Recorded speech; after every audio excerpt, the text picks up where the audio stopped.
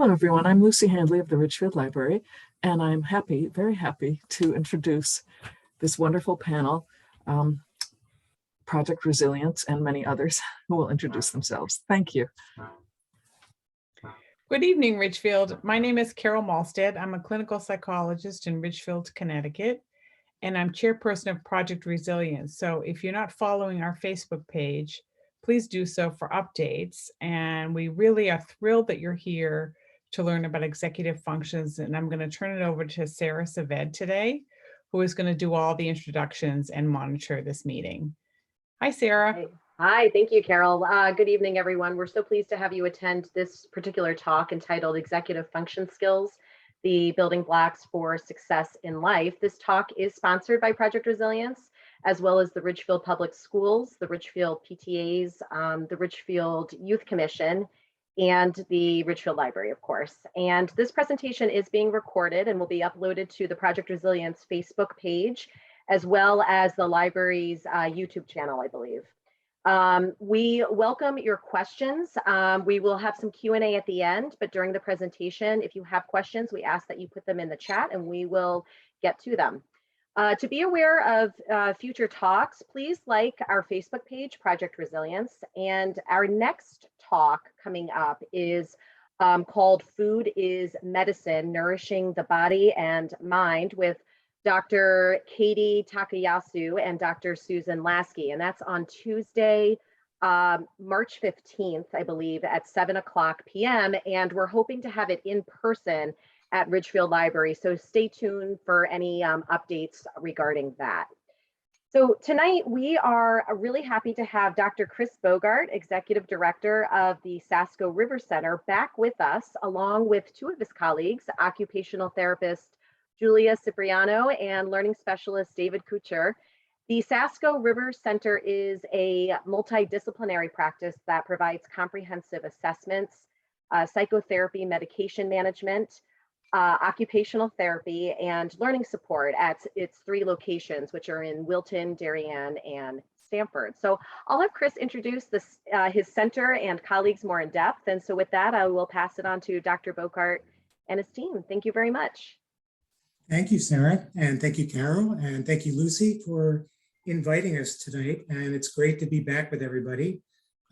As Sarah was mentioning, Sasco River Center is a multidisciplinary practice in, well, closest to you guys in Wilton, but we also have a great location in Darien and one in Stamford. And my colleagues tonight that are joining me are Julia Cipriano, who is an occupational therapist that did her level 2 field work with Sasco River Center back about a year or so ago. And we loved her so much that we told her that she could go nowhere else except working at Sasco River Center. So she joined us back this past fall. In addition to her incredible talents as an occupational therapist, what we also discovered is she can do an incredible job at making a gingerbread house. So she was part of the winning team for the gingerbread house making contest at Sasco River. So Julia is joining me to talk tonight a little bit about the sensory development component to executive functions. And then David Kuchar, going back 12 years or so, David Kuchar was the actual founder of our executive functions training program that we currently offer at Sasco River Center. He is an excellent learning specialist teacher. He's worked in a variety of schools, including New Canaan Country School and Greenwich Country Day School most recently.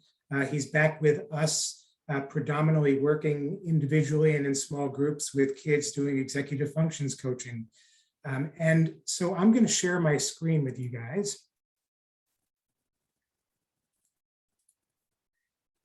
And what we're going to be talking about tonight is executive functioning, skills for life and learning. And it's really gratifying to me as a clinician, as a person who's been in the field of education and therapeutic services for years, to have a program like Project Resilience embrace the idea that executive functions are an incredibly important component to building resilience.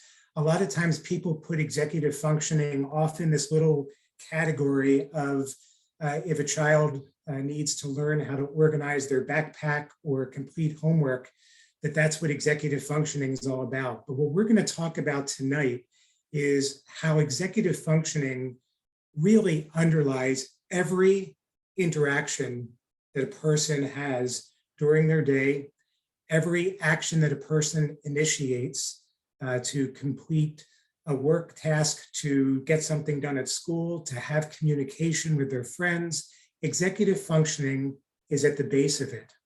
And by helping students to develop their executive functioning skills, what we're allowing them to do is to feel a greater sense of control over their world. Because if you have solid executive functions, you're going to be able to think ahead, you're going to be able to plan more effectively, you're going to have a stronger inner voice that tells you all the different steps of what you need to do to get something done.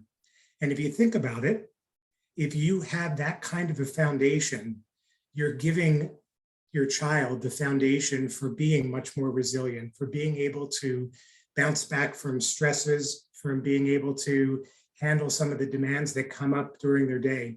And so executive functioning is a truly critical component to resilience. So it's a great topic for you guys to be presenting tonight, and hopefully we will do it some justice. What we're going to be talking about, I'm going to take you through our agenda. So I'm going to start off talking about the 30,000-foot view of executive functions. I'm going to tell you a little bit about what executive functions are and the primary executive functions and how they develop at different stages in a child's growth. Then we're going to shift a little bit and we're going to go into the brain development and some of the sensory components behind executive function development.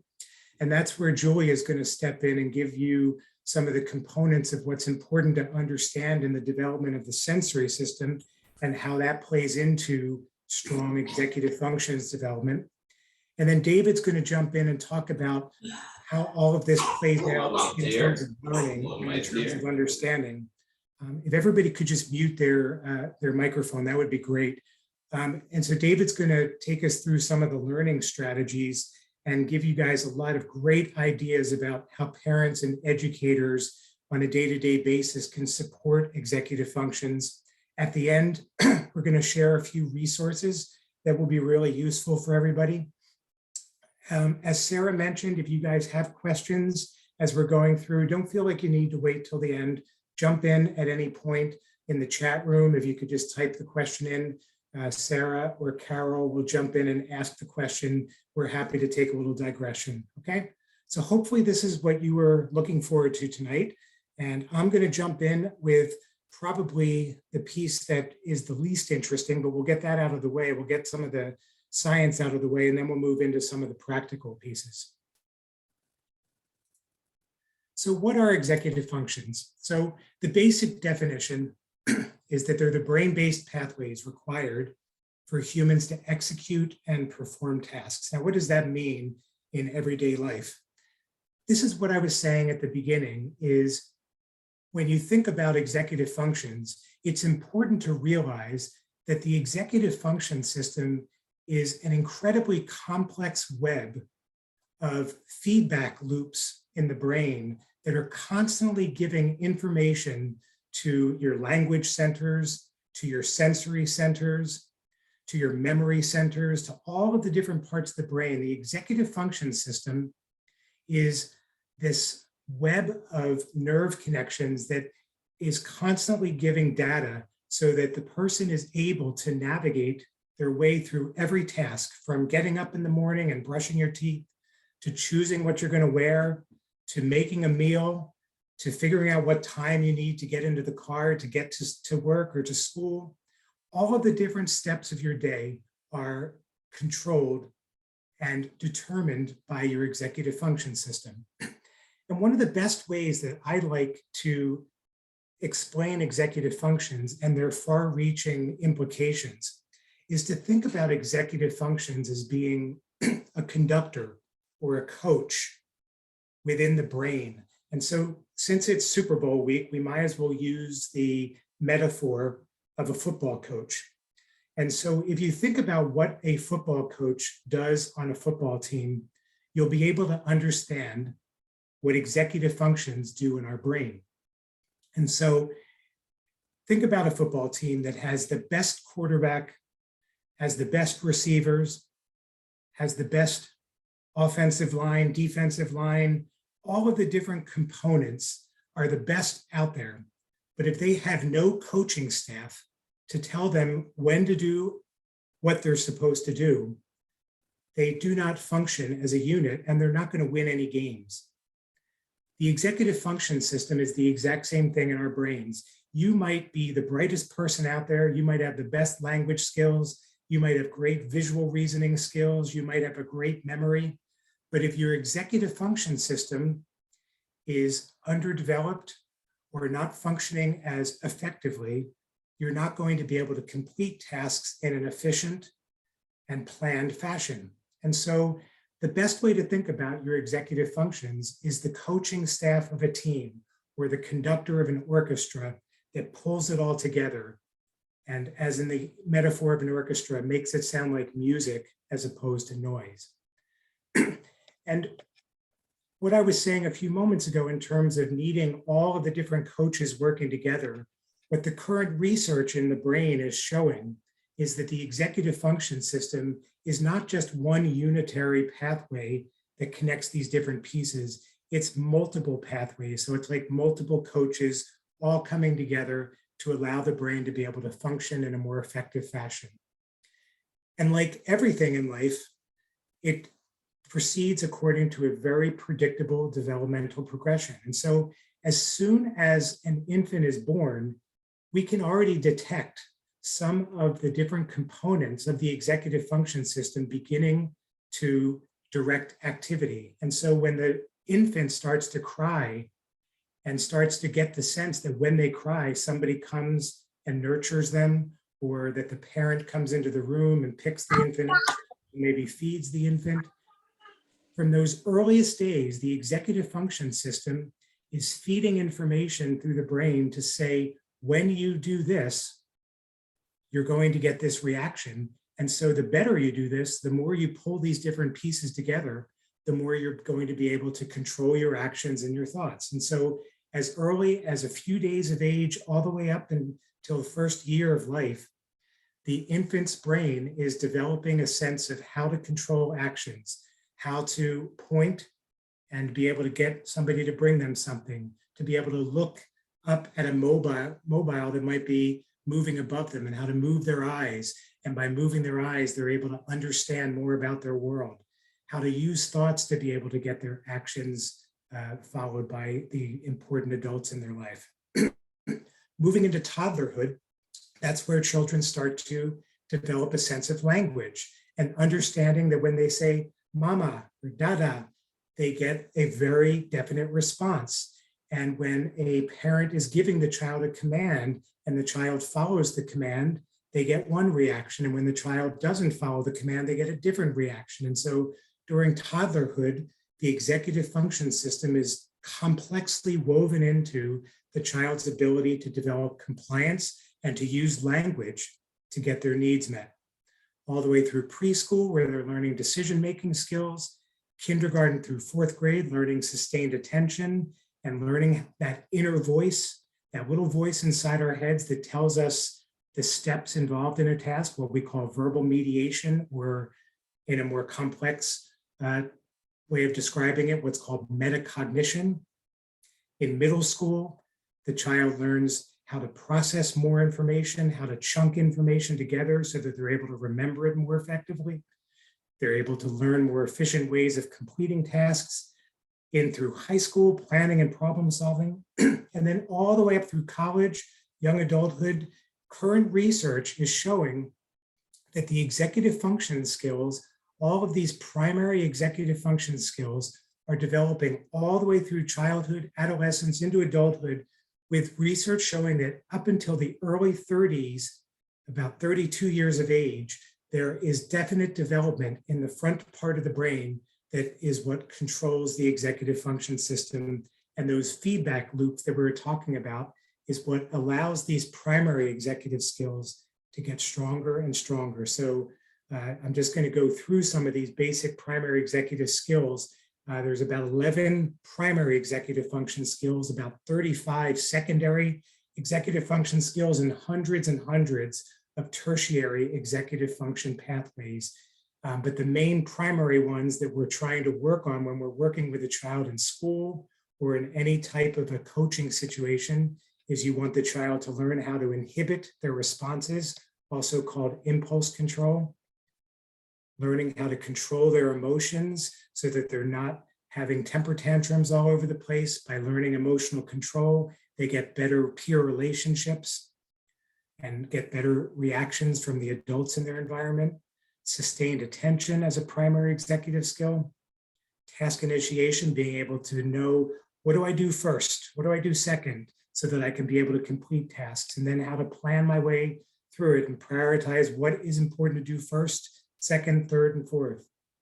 Organization, being able to organize my backpack all the way up to organizing my room, to following a recipe. And then the other 5 primary executive skills: time management, goal-directed persistence, working memory.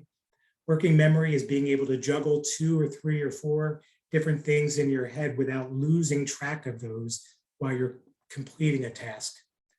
Being able to think flexibly and being able to think about thought, metacognition, being able to have like an internal thought process that guides you through a task. So those are the primary executive skills. A little bit later on, David's going to be going through some ways that you as parents and educators can help stimulate these areas of development.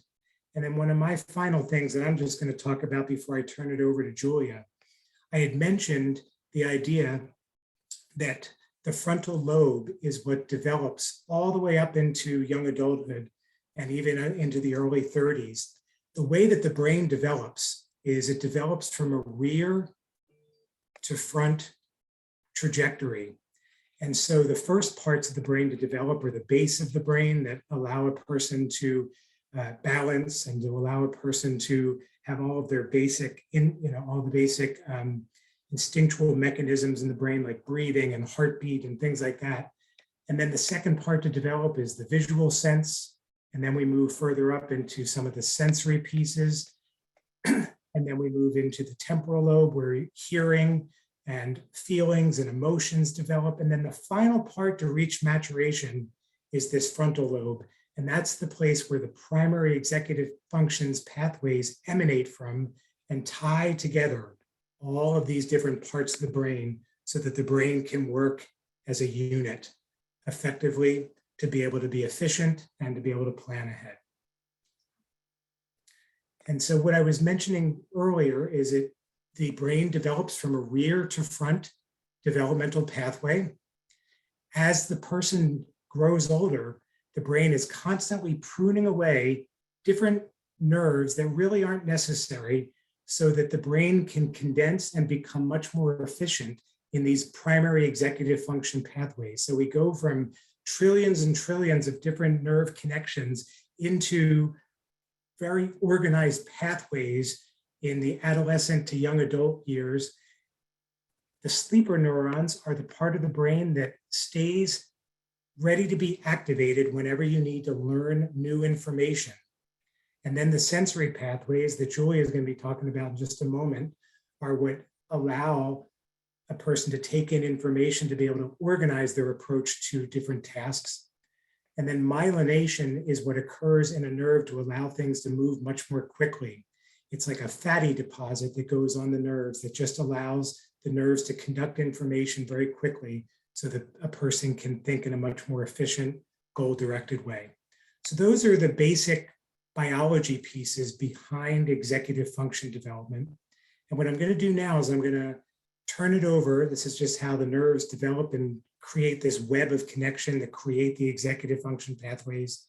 And then I'm going to turn it over now to Julia, who's going to take us through some of the sensory pathways and sensory integration and how that plays into executive functions. May I pause for just a quick moment and ask a question Sure from thing. the chat?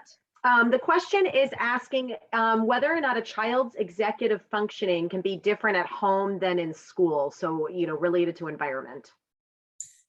Great question. The answer to that is absolutely. And typically, the difference is not as much the executive function system being different, it's the different demands that occur in the different environments. And it's also the different level of structure and predictability in the environments. So the basic executive function system is a relatively fixed component at different points. And what I mean by that is the web of connections in the brain is developed to the same level of maturation, whether you're in school or at home. But what's different in a school situation is there are many different opportunities where you need to pull the executive functions together to be able to read, be able to respond to questions, to be able to complete various different tasks, navigate from one class to another class.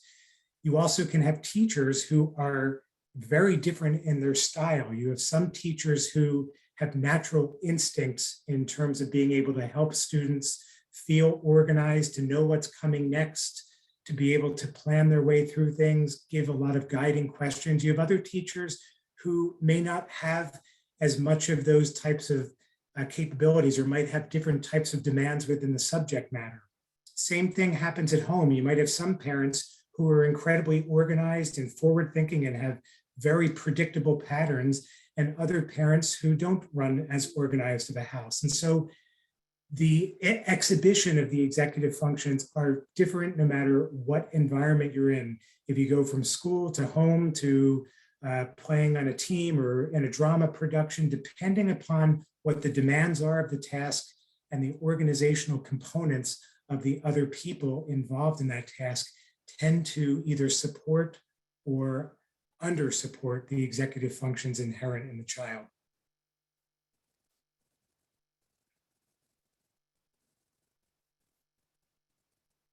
Thank you. Great. That's very interesting. Thank you, Chris. All right, so Julia, take it away.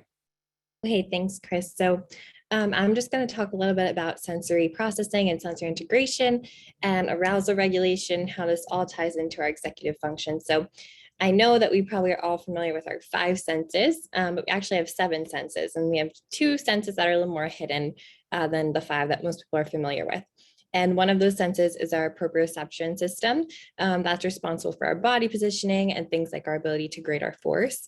And it's located in our muscles and our joints. The other one is called our vestibular system, and that's the one that I'm going to spend a little bit more time talking about today because it's pretty integrated and connected into our executive function. So the vestibular system is related to movement and equilibrium, and it's actually located in our inner ear. It is in charge of regulating our attention and arousal and has a really close connection to our executive functions in the frontal lobe because it's connected to an area of our brain called the reticular activating system. And the vestibular system helps to activate this system, which then allows us to access these higher level skills of our frontal lobe. So difficulties in vestibular processing could really impact our attention and ability to access these executive functioning skills. If we look at this visual here, it's a pyramid, and we see at the bottom of the pyramid, we have our 7 senses. And then up very much at the top is academic learning, and that's where our executive functions are housed. So we can imagine that if we don't have a strong base of this pyramid, if a child is having difficulties with sensory processing in any of these domains, it's really going to impact those higher level skills as well. So we really are focusing on having a strong base of support in order to access our executive functions. So this here is a visual to tie together sensory processing and arousal regulation. So arousal regulation is our ability to regulate our state of attention throughout the day. And it's a really big part of executive functioning to be able to pay attention in order to work through a task. When our arousal is too high, it's really hard to plan and organize and do all of those types of things. So children who have sensory processing difficulties and are over-responsive to certain sensory events can have a really hard time regulating their arousal and then accessing those higher level skills on the pyramid.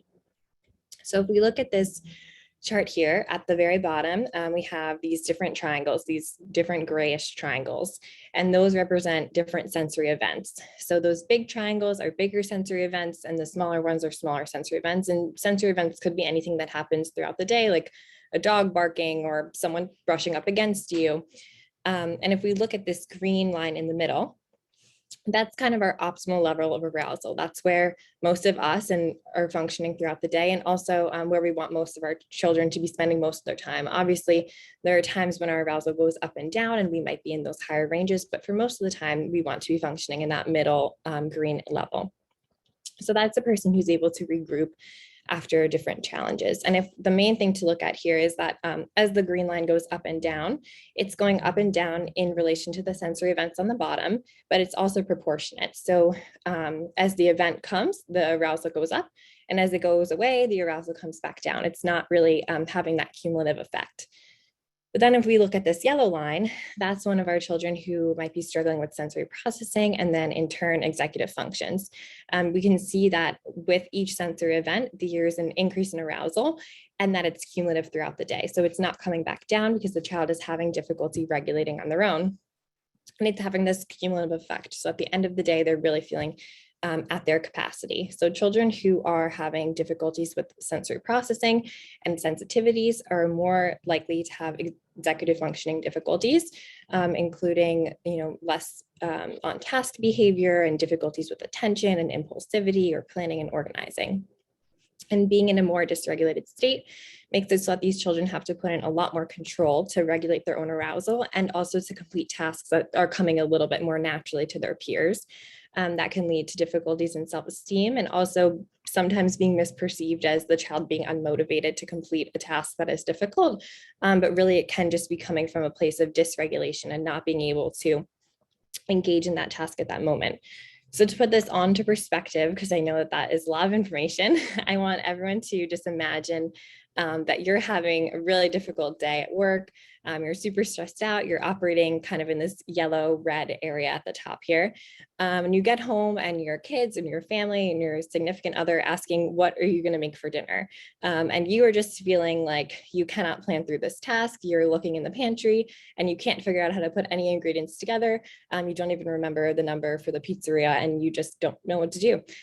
This is what it's like for our kids to complete more daily tasks when they're struggling with sensory processing and having this really high arousal level. They're just really so aroused that they're not able to then plan through these things. So as Chris mentioned, there's a lot of different parts to executive functioning and a lot of different specialists that work on different things. And everyone has their own realm. And something in OT that we really focus on is called Praxis. So Praxis is our ability to essentially take in all the information from our sensory systems and be able to come up with a plan of how to execute a task and adjust accordingly for the next time. So there are a couple different components of Praxis, and I'm just going to explain them with an example of making a bowl of cereal. So if this were the very first time that we were making a bowl of cereal, ideation would be, what do I want to do? So it's really just your idea of making cereal. Planning is how you're going to do this. So knowing that you'll need a bowl, you'll need the milk, you'll need the cereal and the spoon, and then sequencing is in what order. So knowing that the bowl comes first before the cereal and things like that. Feed forward is the ability to kind of recognize if you've done this task before or parts of this task and learn from that past experience. So for example, possibly last week was the first time that you poured a glass of milk and maybe you poured really fast and really hard and you made a big mess. Intact feed forward would allow you to regulate your force this time and make those changes. And then executing and initiating that task and then realizing, did you reach your goal? For the feedback portion. So what I just described is if all of our sensory systems are working well with our executive functioning skills and everything is intact, when there's an issue with sensory integration or praxis at either parts of this or the entire sequence can be really difficult or challenging for children. So for example, we might not remember where things are located or how to sequence them or that, make those changes from previous experiences. And so next I'm going to be talking about is how occupational therapists use play as a way to work on these executive functioning skills.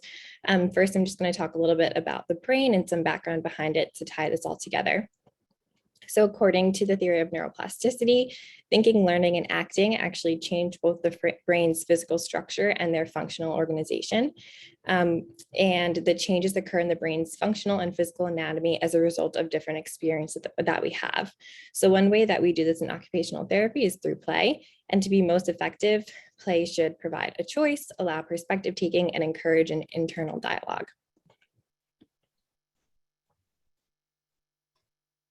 So as occupational therapists, a lot of we do is play-based, and play is an occupation that is both relaxing and natural for children. So instead of having children work in an environment where they are working on executive functions in isolation, we have them work on these executive functions cohesively and naturally through play to help their brain build these new connections. Using play would be similar to, for an example is, if you were learning how to tie your shoe, it'd be harder to learn how to tie your shoe on a lacing board than it would on your shoe, because your brain is just going to naturally pick up on that. And so that's why we're using play as a kind of avenue for these skills. So thinking back to that arousal chart, when our children are playing, they are more relaxed and more regulated, and they're able to access then those higher level skills. They're more in that green area. And then once they're able to access those skills, they're able to work through these executive functioning challenges. So play is a place for them to really work through sequencing and organizing and all of those things. And we know that creative play builds self-regulation, stimulates self-talk, and develops perspective taking and enhances our planning skills. So as occupational therapists, we focus our interventions in the sensory clinics as being multi-sensory and occupation-based. And when I say occupation-based, an occupation is anything that we have to or want to do in a day. So for us, it's like working and taking care of your family and things of that nature. For kids, it's more like going to school, and education and play is a really big occupation for children. So in younger children, one of their main occupations is play, so we use that often. And then older children, adolescents, it's more leisure-based. And research shows us that children who are, they're more likely to work through a problem flexibly during play. So when we're feeling more regulated and we are playing, we're able to then make these connections. We provide children with the sensory input to make their bodies feel more comfortable and regulated through different activities like climbing and obstacle courses or swinging games. And then we can change the environment each time they come into the clinic by making new obstacle courses, different swings, different activities to really encourage that flexible thinking. So for example, in one of our treatment sessions, we might have a child swinging on a swing and throwing different bead bags to different targets. So while this is happening, their vestibular system is activated, so their attention is activated, their arousal level is more in that green area. And then maybe each time they throw a beanbag, we'll be telling them to sequence through the steps to getting ready in the morning, because maybe they have a difficult time initiating that morning process. And maybe then they're more able to work through that in that more regulated green area. And then for older children and adolescents, we work on these skills in a really natural and realistic environment using life skills once they're in that more regulated state. So as we know, a lot of life skills require our ability to use executive functions, such as meal preparation, planning how to complete a more complicated task, organizing your homework, organizing your after school activities. So we'll engage them in different gym activities to activate their vestibular system, their proprioceptive system, and then be able to, once they're in that more green area, work on these higher level life skills. So these are just some ways that we can build sensory strategies into routines for children who may be struggling with sensory processing and in turn executive function. So one option is movement breaks. We could do movement breaks to activate the vestibular system in difficult times throughout the day. So maybe it's hard to get up and get ready for school in the morning, or hard to sit down and organize for homework, or just needing to regroup after a long day. Just moving our body, activating our sensory systems, giving our brain that break, and then being able to go and complete the task. May I ask a quick question, Julia, regarding middle schoolers and the play-based therapy? Are middle schoolers too old? This is a question coming in from the chat. Are middle schoolers too old for play-based therapies that you've mentioned? So middle schoolers are definitely not too old. We work with a lot of middle schoolers in our clinic. Depending on the child, it may be more of a leisure-based. So more, some games we might use might be, using stuffed animals and things of that nature. But for middle schoolers, we'd use different swings. We have rock walls and challenging ropes courses, and all of that is still building those executive function and planning skills in that way. Thank you. And one more question, Julia. Sure thing. So if we can bring this home to moms and dads who are trying to get their kids out the door to school, how would you build in a movement break so that they can get dressed and eat their breakfast and get on the bus? So movement breaks, when we explain them to parents in different situations, we really say to try and integrate them into your daily routine. So maybe you have the child do 10 jumping jacks or log roll to their closet to get their clothes to get ready in the morning, just moving your head around just to activate your vestibular system. Or you have them do different animal walks like bear walks or crab walks. And then like a dance party in the morning. Yeah, just getting your body moving. And then, if there's any more specific cases, I'm happy to talk more about them. But yeah, they really they can be quick and easy and just fit right into your morning routine. Great, thank you. Of course. So then the other, just a couple of things. So we can use outdoor exploration as a break for children after coming home from school, just giving them some time to regroup outside, using that multisensory experience. And we know that nature helps to produce serotonin when you're in the sun. That's a really calming neurotransmitter for our kids. We can also, on the other end, use quiet time. So we can create a cozy corner, which is a dark and quiet environment where we have no electronics. We can have a preferred tabletop game or stuffed animal or books. And this is really just a place to regroup and unwind, and then be able to go and engage in those higher level tasks. So we're really just trying to decrease the external stimulation from the day and give your brain that opportunity to take a break and relax and recoup before moving on to those planning and organizing type tasks. And then the last thing I just wanted to touch on was checking in with your body. And I think this is something that a lot of our kids struggle with, and a lot of us as adults struggle with as well, is really just recognizing how your body physically feels and how it's manifesting, in order to be able to then manage our emotions and figure out what's the best time for us to engage in certain tasks. So maybe we are working on some math homework and we have 5 math problems, but then we feel our fists getting tight and our shoulders getting hiked, and then helping our children realize that that's maybe a great time for a movement break to then come back and complete the task. I see there's one more question. I'm just speaking. There is. Can you see it in the chat?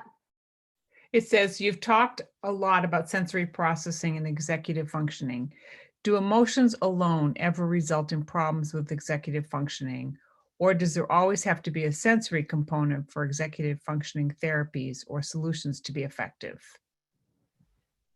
So I don't think that there always has to be a sensory component. I think Chris and David will speak more on that as well, but this is just one avenue to look at it. If, there are children with sensory processing difficulties, then it will, it can impact executive functions, but I don't think there always needs to be a sensory component.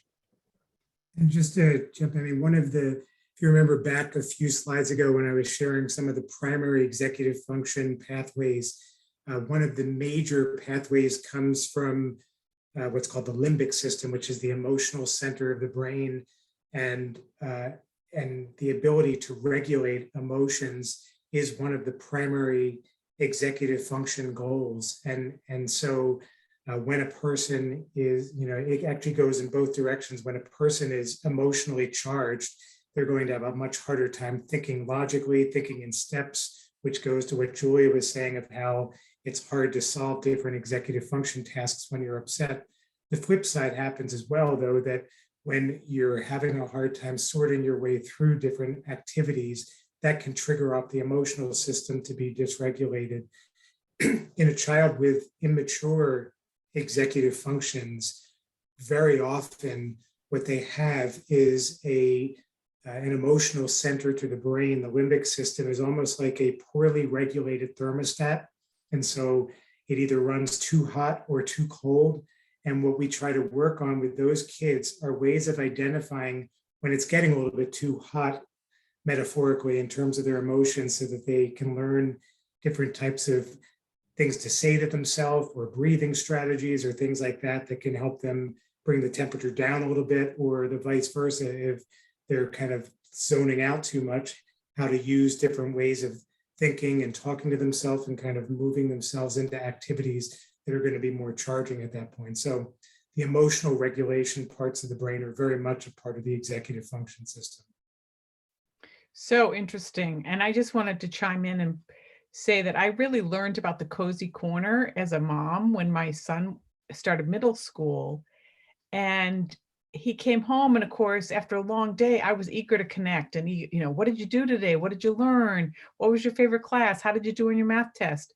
And what he needed was quiet time for sometimes 30 to 45 minutes. So I would lay out a snack and some juice or water or whatever. And then after that was over, after he had a chance to regroup in his cozy corner, metaphorically speaking, he could then sort of talk and start his homework and think about the day. It's just kind of interesting. I think, we forget that kids have needs of their own at the end of the day. Yeah, and that all these systems are wrapped in together. Yeah. Yes, right. So we're going to turn things over to David. You guys are in for a treat now because David is probably one of the premier executive function specialists in this area. And so he's going to take us through executive functions and learning. Something like a little pressure to end the conversation. Thank you, Chris, for the introduction. Thank you, Julia, for leading into here. I do want to move a little bit into the practical manifestations. What I mean by that is what happens. So my kid is maturing. My kid is moving from 3rd grade, 4th grade, 5th grade into middle school, into high school.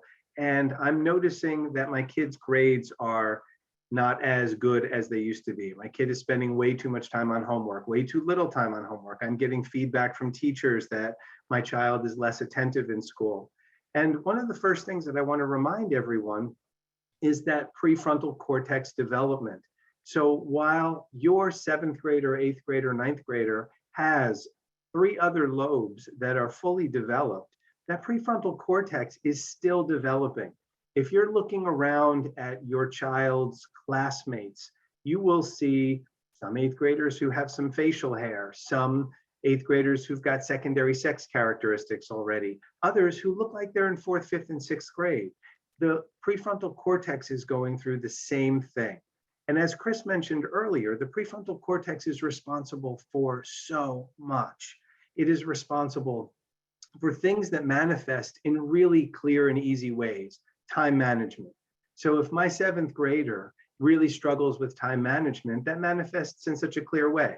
They get up late, they forgot to brush their teeth, they left their homework at home, they come home after school and they didn't budget enough time for this work. It's 9 o'clock at night on a Sunday and they just remember that they have a test tomorrow. Time management is a relatively easy thing to see. Prioritization, same. I'm going to play video games until 9 o'clock. Now it's time to go to bed. I didn't do my homework. Forecasting, again, relatively easy to see and relatively easy to support. My ability to say, do you have a test on Friday that you have to study for? And I haven't studied for it at all because I didn't think about it on Tuesday or Wednesday or Thursday. I'm now thinking about it on Friday morning. I wanted to dive in more to the bottom of this, something called working memory, which shows up a lot. The others, I'm specifically not talking about time management, prioritization, forecasting, because I think that you get a strong sense of how to see that and also subsequently how to potentially support it. But Chris mentioned earlier the idea of working memory.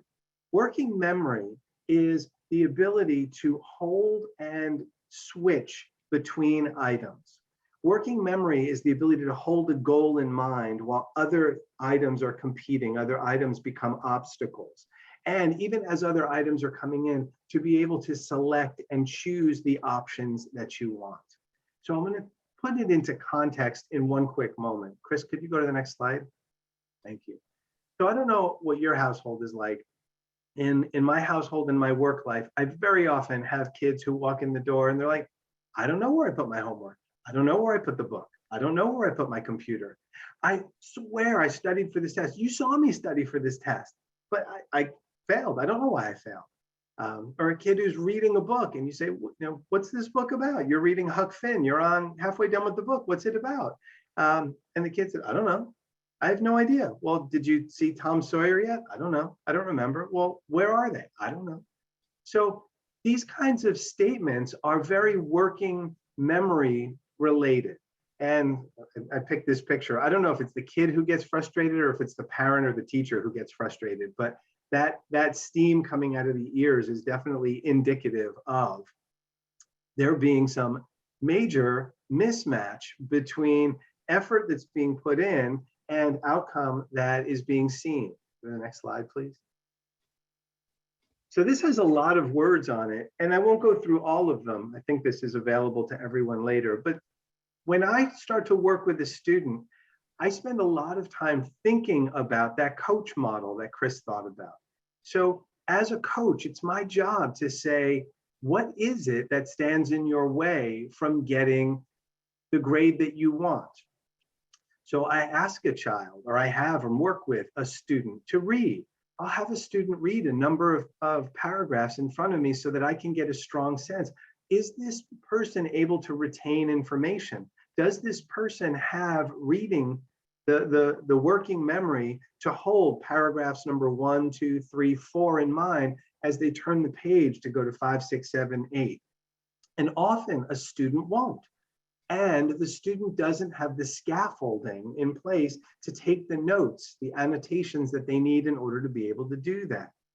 When a student is doing math, so a student may have been a great math student in 3rd, 4th, 5th, 6th grade, and all of a sudden in 7th and 8th grade, when you've got to pull a formula forward, put new numbers into the formula, and work with that material, you've got to hold and switch. And all of a sudden, a student is unable to do it. They go from being the star math pupil of 4th, 5th, and 6th grade to being a student in 7th, 8th, and 9th grade where they say, I'm not good at math. I don't know how to do it at all anymore. Often because they're trying to do math in their head and they're unable to use their working memory to work all of that material out.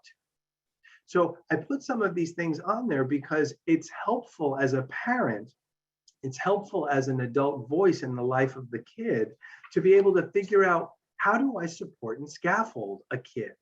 And the first place to look is, where are things falling apart, or where do things not move as smoothly as we want them to? Next slide, Chris. So as someone who scaffolds, one of the very first things that I do with my students is I try and create something that is a planner. So you'll see a couple of different planners that are right there. On the top, I have a digital planner that just walks through every day, has a student capturing when each item is due. It allows a student to work with an adult to break things down into smaller components and look at a test on Friday and say, what do I need to do on Monday to be prepared for that? And the answer might be nothing. What do I need to do on Thursday? Study. Okay, so now can we split the difference and maybe do a little bit on Tuesday, a little bit on Wednesday, and what specifically would that be? On the bottom of this screen, you'll see an hourly, and I'll do hourlies or half hourlies for students who really struggle with time management. And interestingly enough, the first thing that I do to build in is, what do you want to do tonight that's fun? Oh, I want to go out and play basketball with my brothers. Okay, great. What time does that happen? You build that in, and then build all of the other items around it. Build all of the homework assignments or the studying assignments or the other commitments that may not be quite as fun around it, so that the student is honored and what she wants to do is honored, coupled with a real sense of, how long will it take me to do all of these other items? And that's what I try and work with. Next slide. Earlier, Chris used the term metacognition, and ultimately this is what all of this is about. Executive function skills are about metacognition, reflection, repetition, ritual, routine. And as adults, we all have things that we are naturally good at. Yay for us. But we also all have things that we know we're not as good at. So you'll see people recording voice messages into their phone or sending themselves a text message reminder. You'll have people who go out of their way to get the same kind of parking space every day so they know where their car is and they can easily return to what they were doing.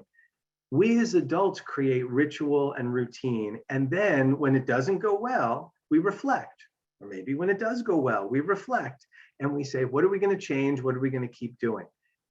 The goal for me as a learning coach is to bring that reflection to students. And how do we do that for our kids? Julie is able to do it for the younger kids and the middle school kids by giving them opportunities to recognize when they get hot, when they get cold, when they're attentive, when they're inattentive, and then to come up with some kind of breaks that help them get back to that middle ground. As a person in a school working with students, many of whom have learning issues, my job is to work with them to keep trying different things to be able to say, did it work? Did it work?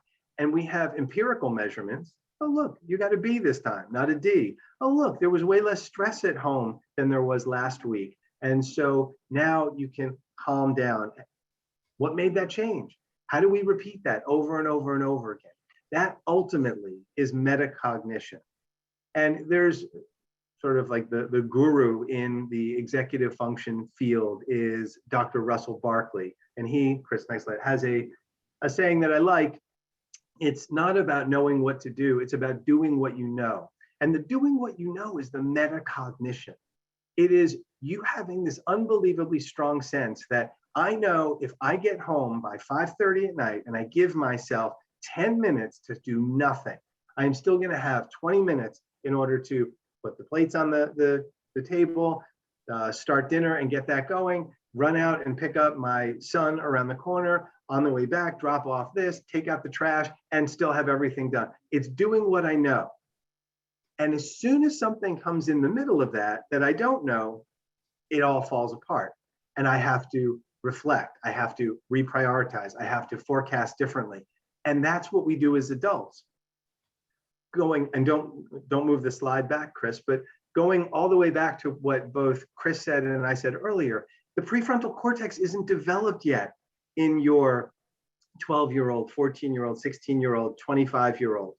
And you're asking them to be perfect forecasters, and you're asking them to be perfect prioritizers and make great decisions. And they're not able to do that, and it's not necessarily their fault. It is, and I use this analogy sometimes with adults, I hope there's mainly adults on here, but it's like, when was the last time you made a good decision on your third martini? And your kid is doing that every single day. Not the third martini, but being asked to make decisions and being asked to forecast, prioritize, time manage in those moments where their brain is just not capable of doing that. So what can we do in order to help our students and our kids? Create ritual, routine, and reflection opportunities. Have a family schedule. Have a big something on your wall or on your fridge or a shared calendar that you're all able to use.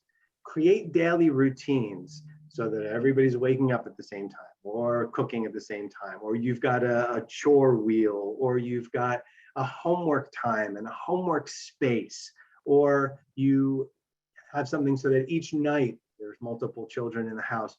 You know, Monday night is Sophia's night and Tuesday night is Sam's night. And each of them have a different time that they're able to do something or what have you. The more that you can create ritual and routine, the better. At the very end of this, tolerating uncertainty. So I'm home, I forgot my book at school, I don't know what to do. Solve the problem and then reflect on it. Take a moment to reflect on how did we solve it? We sent an email to the teacher and we told the teacher that we forgot to bring the book, and the teacher already sent a note back saying, don't worry about it, you can take the quiz on Friday. Okay, great. Now let's reflect and figure out how to make sure that doesn't happen again. Let's, what have you. So those are the kinds of things that become unbelievably important as we bring executive function, scaffolding, and support into our own home, with the whole goal of moving from the external to the internal. I'm asked very often, as someone who is a learning coach, as someone who is an executive functions coach, does it get better? Like, can you actually teach a student executive function skills? Can you teach someone to be a better decision maker? Can you teach someone to have greater focus or attention or manage time better? And my answer is unilaterally, yes, you can. Because the moment that you bring awareness to time management, and I'm talking developmental awareness. I'm not necessarily suggesting that that fifth grader has to be accountable for every second of her afternoon. But when you bring age-appropriate awareness to time management or forecasting or prioritization, and you even start to incorporate those words into your world, you are moving from the external to the internal. External, let's talk about it. Let's put all of this material out there. Internal, the child gets a sense of, oh, if I start studying my vocabulary words on Tuesday, I am less stressed on Thursday and my grade is better on Thursday. That's goosebumps. Have a reflection and then celebrate that reflection. So doing all of those items becomes incredibly important, and bringing those items into your home always with absolute transparency will help you and your child decrease stress and, yes, build executive function skills. And my last big secret is this. What has absolutely made me a successful learning coach and executive function coach is trying to turn everything into a game. If you are developing your executive function skills and every single time you're batted down, oh, I tried studying for the math test with no cards and I still got a C on it. Oh, I tried studying on Tuesday, but I still got a D on it. Oh, I start turning some of these things into a game, if that is at all possible. So I'm watching a video with kids, I might pause it and say, what do you think is going to happen next? Or come up with a question for me that you think I'm not going to be able to answer. And then I'm going to come up with a question for you to see if you know how to answer that. And that gives you a chance to see working memory in action. How much is the student paying attention? Things like that. You're in a grocery store with a couple of kids and say, hey, here's our list. Is it possible to never have to backtrack? We're going to start in produce. We're going to end in frozen. Is it possible to never once have to backtrack? And if you can do that, you can get whatever candy bar you want when we're online. It's a game. And you are now working with the child to prioritize, forecast, use working memory, develop a plan, and in all of it, potentially have fun. So that's my big secret. Yes, you can learn executive function skills. Yes, you can scaffold and support them for your child. Often it is not your child's fault, and bringing voice to all of these skills and bringing reflection to all of these skills will help decrease the stress that your child feels and that you feel, and improve what that targeted scaffolding will be in all of the academic skills and ultimately in all of the life skills. Thank you. Thank you. That's incredible. We have, can we take a pause for a few questions that came into the chat over the last couple of minutes? Please do. Okay, so there's 3 that I have so far. The first one is, can movement activities cause kids to have arousal levels that are too high? Are there activities that are better or worse for this, or is this specific to each child? That's a great question. So there are, it is sort of specific to each child is the answer. But also there are some movement activities that are more calming and regulating than others. So anything where we're spinning or rolling and things like that are going to be more alerting. If we follow them up with things that are more heavy work-based, where the children are really using their muscles and their joints. So wall push-ups or animal walks, that then produces serotonin, which is calming, and then works to calm our bodies back down. So it kind of, the first step will to be bring our attention up and then to calm ourselves down. I'm also happy, like if it's more specific questions, I can put my email address in the chat. And if anyone wants to email me like specifically about any children, I'd be happy to talk more about that.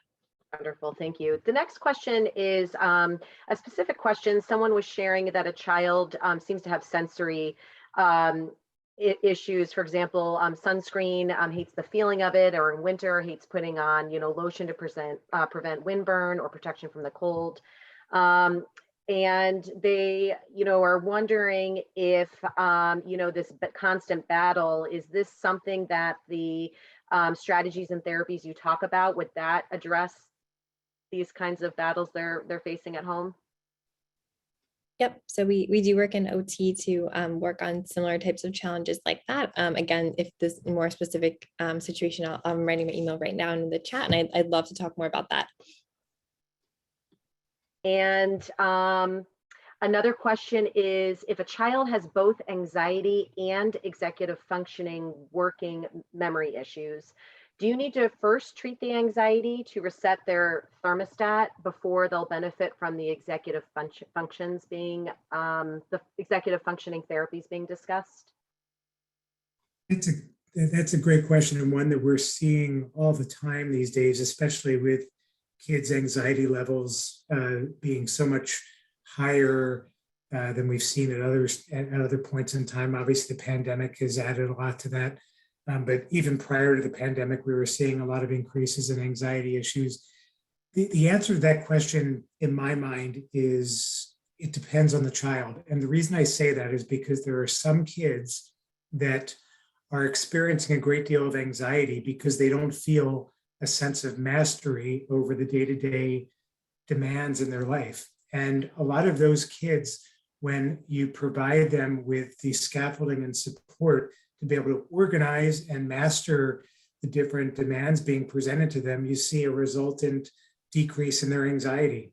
And then there are other kids who the anxiety may be just more of a kind of a biological wiring. They just may be super anxious for whatever different reasons, and they need to learn very specific strategies to manage their anxiety before they're going to be open to some of the learning strategies. So there's not a one size fits all answer to that, but there are definitely kids that do better getting started in. I mean, David and I were actually just talking about a kid just last week who has significant anxiety, but really is not really going to benefit from a therapeutic approach until some of the executive function pieces are taken care of.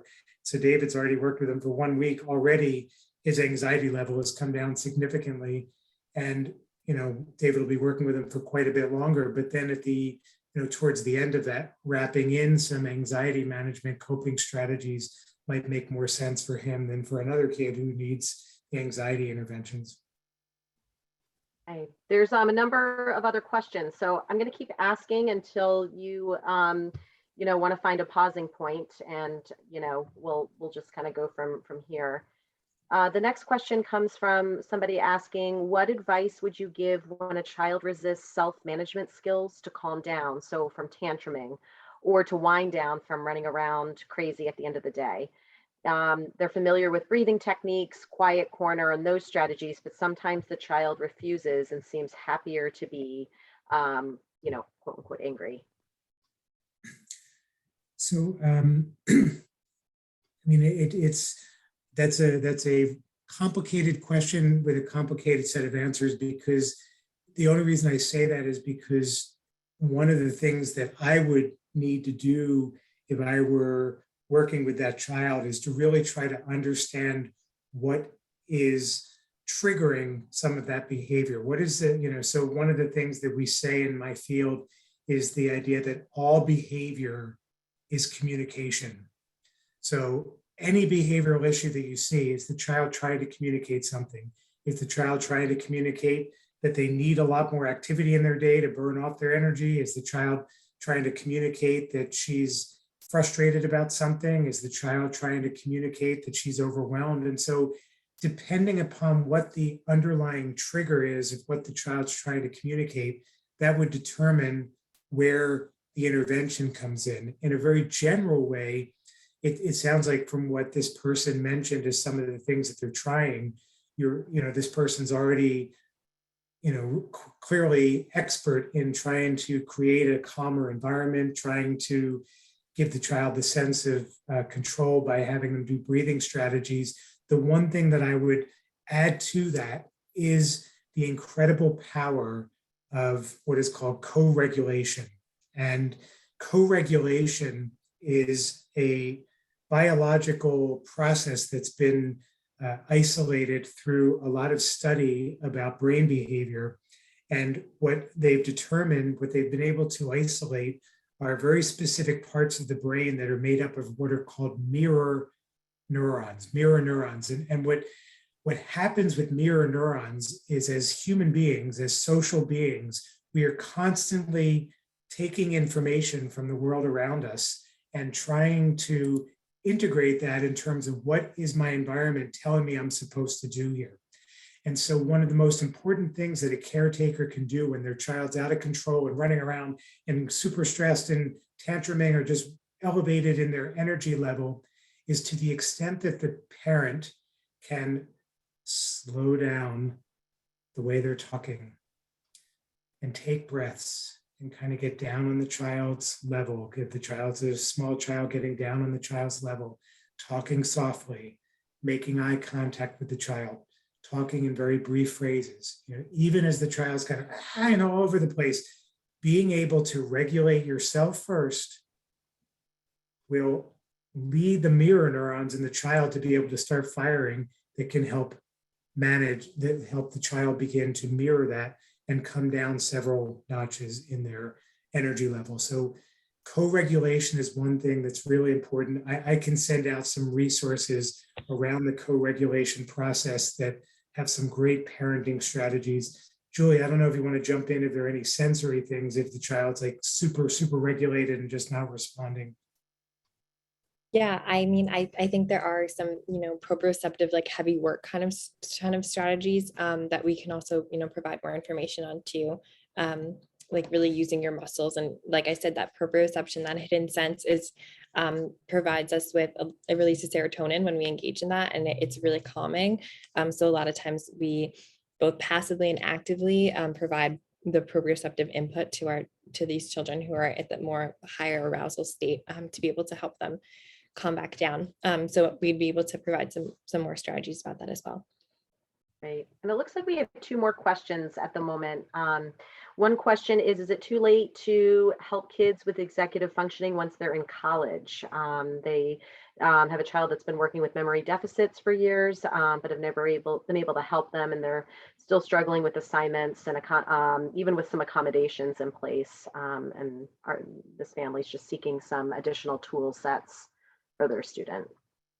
My answer is it's never too late, number one, but college is the perfect time, especially if in college the student has matured enough to want to and have the curiosity to want to take greater responsibility and to be on a journey with somebody who's going to help them, again, reflect on what does work, what do we know works, and then let's start experimenting with other items to figure out what we can do to scaffold and help guide those working memory deficits, or what I heard working memory, but I also heard overall memory deficits. And in college, there are so many ways of scaffolding because you've got this panoply generally around you of things like writing labs and teaching assistants and lots of places that you can go. It often is a question of just budgeting time to do it, coupled with really identifying what doses you can take. Teaching assistants often want to give you, a million things in one moment, and you really can only take 1 or 2. And so getting a sense of what that might be at a college level is the perfect time to do it, because the stakes are much higher. And so finding the success in college generally guides a student to being able to be open to that scaffolding, more so than sometimes a middle school student or even a high school student. Okay. Do any of you feel that extended time on video games affects executive functioning skills, either negatively or positively, in a child, but particularly if a child seems to be zoned out afterwards? So that could be our next presentation, Carol, in terms of video games. That's a big question. But just the super quick answer to that is just like anything in life, it's not all good or all bad. The reality is that, there's a lot of planning and thinking that has to go into being a good video gamer and being able to navigate your way through some of the different levels. the flip side is that if you do anything too much in life and you're focusing too much in just one single area of mastery, you're not creating the differentiation in your brain where you're having to adapt to many different challenging circumstances. And so to the extent that a kid is spending too much time on video games to the detriment of spending time with friends and doing different types of calming activities and activities that promote learning and all those different things, that's the problem. It's not the idea that video games are good or bad, it's the amount of time and how many other activities is a person putting into their day-to-day to be able to have a balanced approach to life. So, and we have so just one, some concluding. I was going to say Sarah. one final question. Well, a second one just came in, but they're sort of related. As any parent knows, for kids with ADHD, anxiety, and executive functioning issues, oftentimes medication is prescribed as a way to help kids succeed. What are your opinions on that? And would these strategies be successful to allow a child to overcome their challenges without medication? How is a parent to know when it would be effective and when it wouldn't? And then there is a follow-up question, great question about medication. Do you feel a diet overhaul would be a right supplement to help with ADD symptoms? So medication and diet. Do you want to jump in, David? Sure. The medication question is such a difficult question to answer because there is not a right answer. And I know that but Julia, Chris, and I have all said the same thing. So much of this is so individualized. You need to meet the child and the family to get a really strong sense of what is working well, what are the current successes and strategies that are in place, what is the child's strength, and then couple that with where are the challenges, and then consider the whole gamut of what is out there. I have worked with some students who come from families, just made the decision, I do not want to take medication at all. And through some interventions that we have done, the child has found success. I've worked with other families that are no medication and we never get anywhere. Is that because of the work that I'm offering and the work that I'm doing? Is it because of the working memory challenges or the executive function challenges of the student? It's so hard to say. I have seen medication as being a part of the success for so many different children and young adults. One thing I will say in favor of medication is that it often will allow that brain development to take place where, if a child is incredibly anxious or a child is incredibly impulsive or a child is incredibly inattentive, and the right dosage of medication all of a sudden allows for there to be focus and attention or allows for there to be greater regulation in the classroom.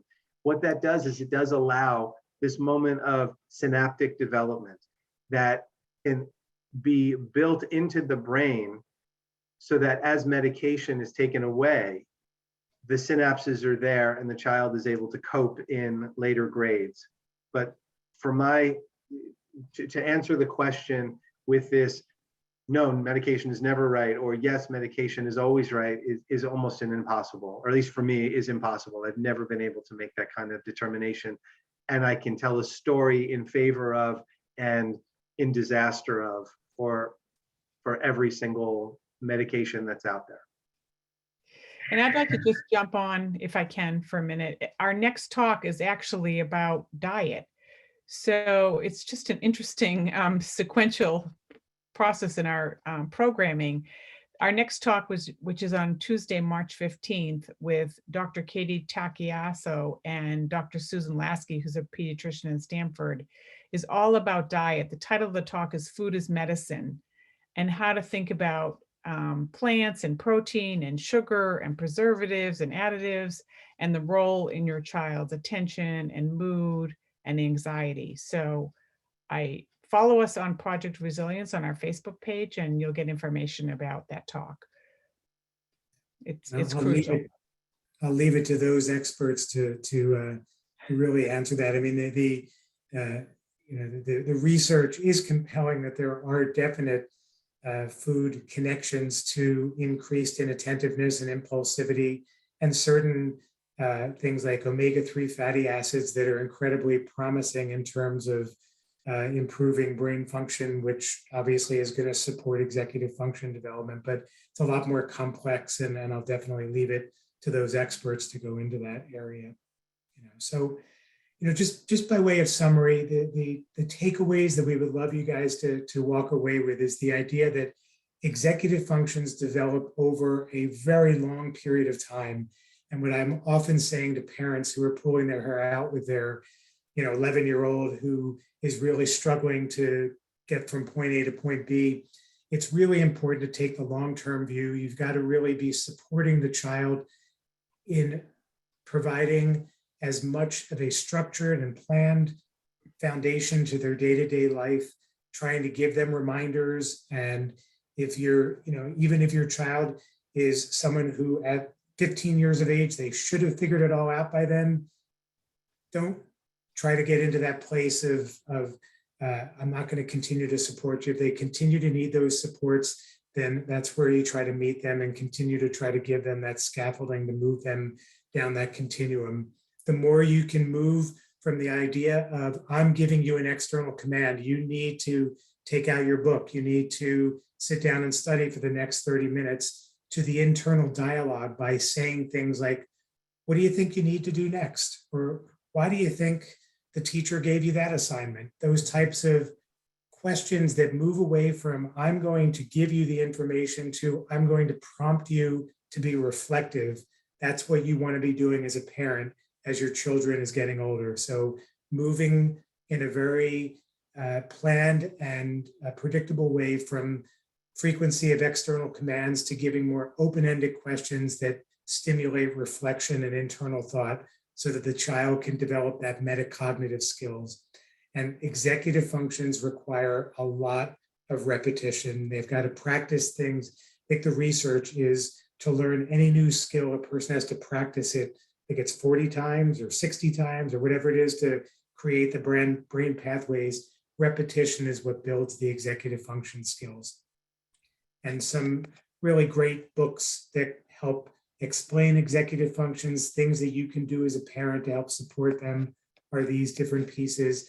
I'm going to send this PowerPoint out to Carol, and Carol can distribute it to everybody who signed up for today so that you'll have all of the slides that we presented as well as these different resources.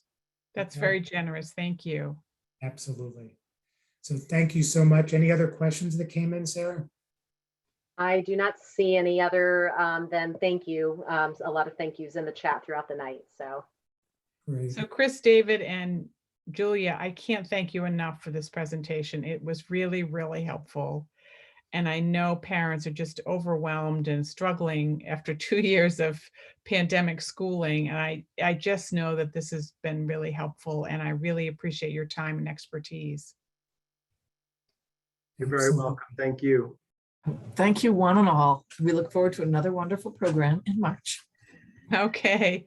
Thank Good you, night, everyone. everyone. Good night, Thank you, Ridgefield. everybody. Thank you. Thank you. Good night. Thank you, everyone. Good night.